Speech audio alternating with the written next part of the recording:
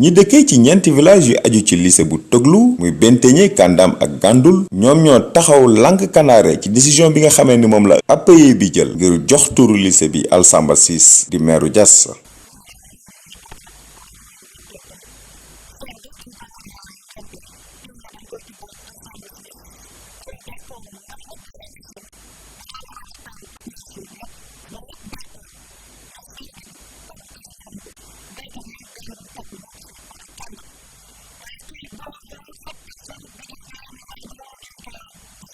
pour ñoom APE bi amatul droit jël décision bu mel noonu ci turu population yi.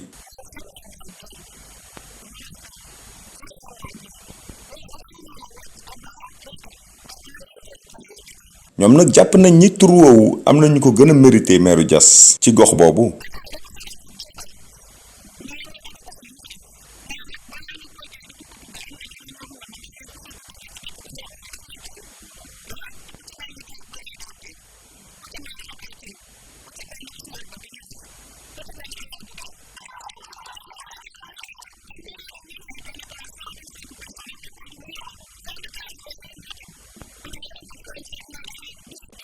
ñoom nag ñu ngi signalu ay pétition moo ne APE bi samedi bii di ñëw la fas yéene def ngénte loolu ngénte loo xam ne nag bu ñu moytuwul mën na jur fitna su fekkee diggante bi waxtaan amul.